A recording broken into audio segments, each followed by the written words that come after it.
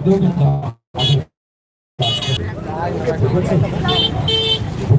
এই গান দিয়ে আজকের অনুষ্ঠান শুরু করি।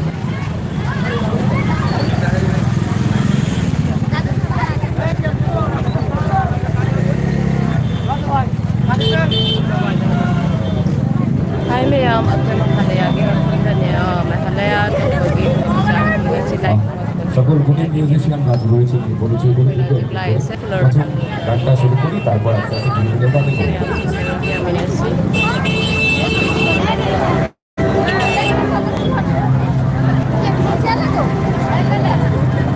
বিস্তীর্ণ অসংখ্য মানুষের হাহাকার শুনেও গঙ্গা তুমি গঙ্গা বিস্তীর্ণ দুপারে অসংখ্য মানুষের হাহাকার শুনেও নিঃশব্দে নীরবে গঙ্গা তুমি গঙ্গা বইছ কেন বিস্তীর্ণ পারে অসংখ্য জনরে হাহাকার শুনে নিঃশব্দে নীরবে বুলহালো বুলহালো ধুয়া কিয়া विस्तार में हाहाकार निशब्द सदा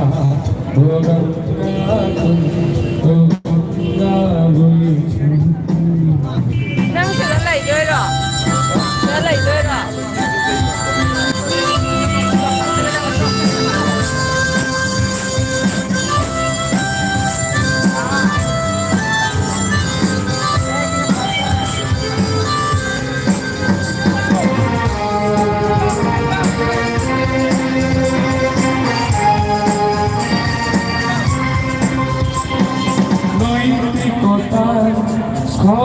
দেখেও মানবতার পতন দেখে নৈতিকতার স্খলন দেখেও মানবতার পতন দেখেও নির্লজ্জ অলস ভাবে রইছ কেন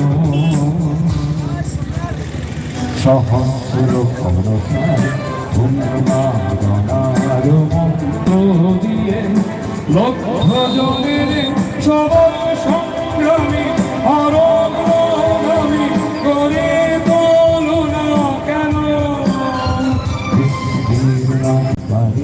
অসংখ্য মানুষের হাহাকার শুনে নিঃশব্দে নীরবে ও গঙ্গা তুমি ও গঙ্গা বইছ কেন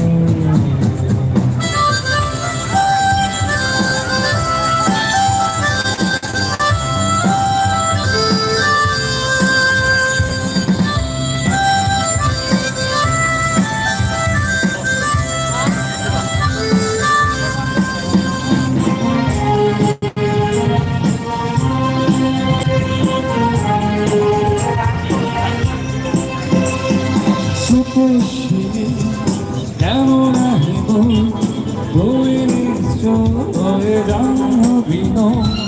স্রোতস্বিনী কেমন আহিব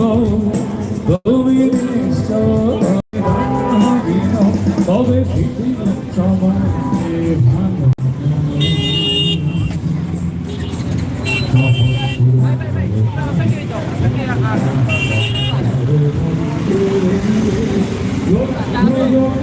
Hi ma'am, mi cooking sidi yam dim le mi se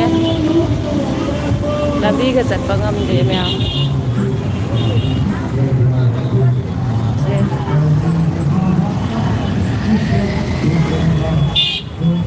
mi cooking nam ne Pulartal point kano dagi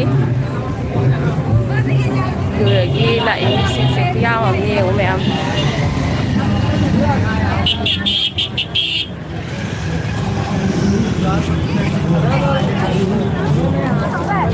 Làm đi cái giật thân đây thì em ạ.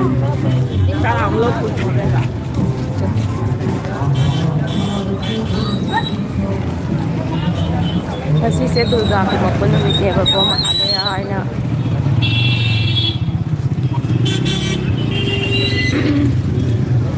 ꯉꯥꯏꯍꯥꯛꯇꯪ ꯌꯦꯡꯊꯣꯛꯎꯒꯦꯅ ꯂꯥꯛꯄꯅꯤ ꯃꯤ ꯁꯥꯊꯤꯗ ꯇꯤꯜꯂ ꯂꯩꯔꯝꯃꯦ ꯃꯌꯥꯝ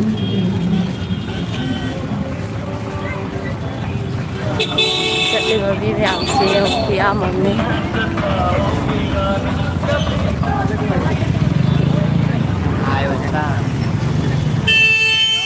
Good morning, good trip. Thank you. Like done. Oh, thank you. Dukaan makaisu hangnare. Ni satu na tille lambi se.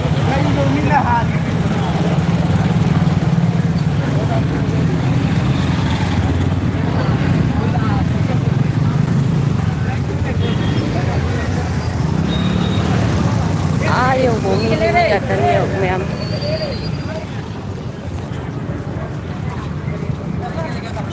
Được. Thôi thế rồi. Ngoài vâng. Hả? Như vậy ngoài không đủ.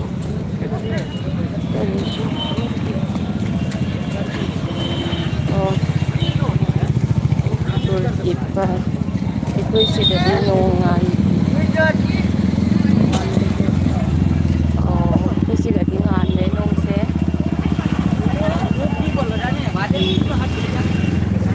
Ngàn thôi đấy, hồi chịu ai tăng ngàn thôi đấy nên tôi sẽ đi. Mình sẽ ai yêu vô là mình sẽ mình thân thân mình sẽ yêu nên là nó có đây yêu.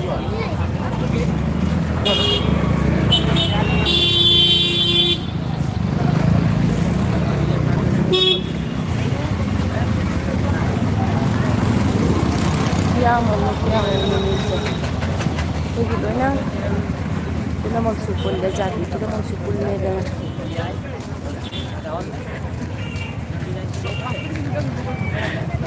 Kita semisa ang usin na yabe ba pa.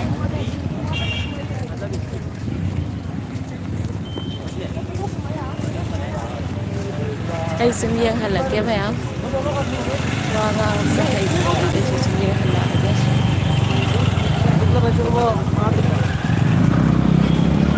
Gari tawraga pura lakna isi ho khong na chatpa su mayam amane gari pura ga lakna ba su mayam amne yo no lambi de ne akhoi chat su san tiga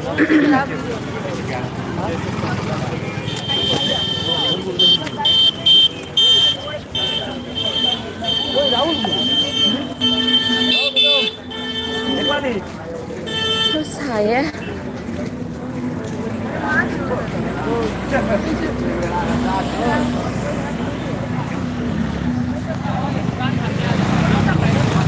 like cái lạc vì bagi like cái lạc vì bơm này em thank you like cái bơm sự tàu vì đó mua like tàu vì bơm xin nào hậu mi lại sâu rồi mi em lại sao ông nói chưa rồi nói chưa như cái lạc thì em hả lâu chưa rồi thật ra treo lâu mẹ làm gì cái gì vậy cái vậy nữa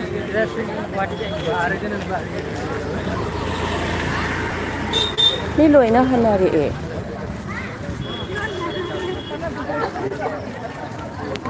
thiên mà nè quay lại sẽ thiên em đi lùi nó hơn là gì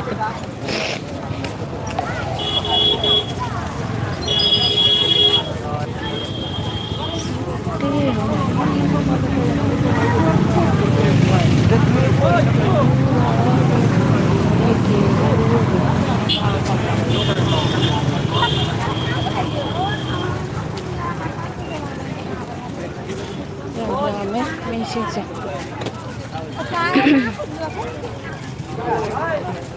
thật sự chưa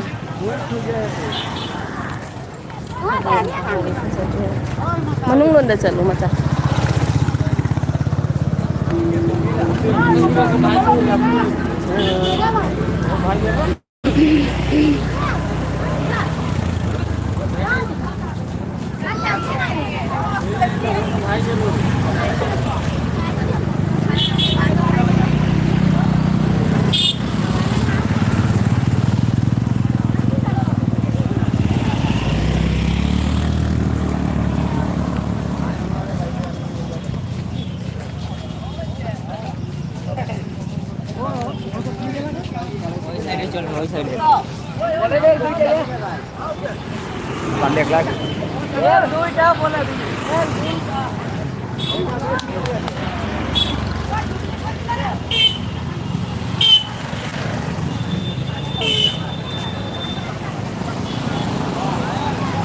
mẹ mà mất thà bố mình phải sáng nay xem thà bố mình phải đó sẽ tức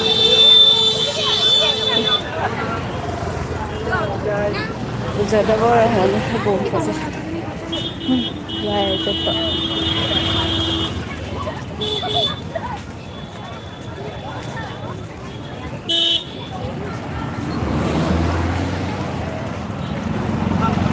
ꯃꯌꯥꯝꯅ ꯆꯠꯅꯔꯤꯕ ꯃꯐꯝꯁꯤꯕꯨꯗꯤ ꯆꯠꯀꯦ ꯍꯥꯏꯅ ꯂꯥꯛꯏꯅꯤ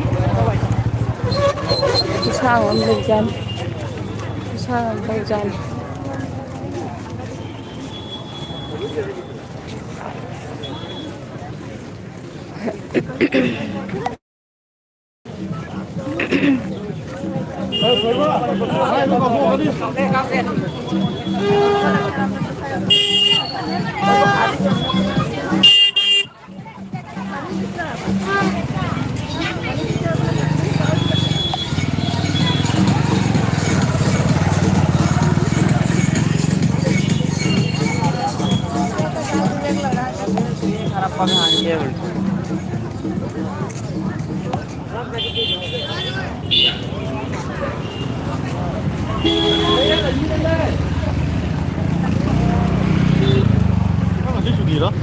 Sutine na, second October na si Sutine.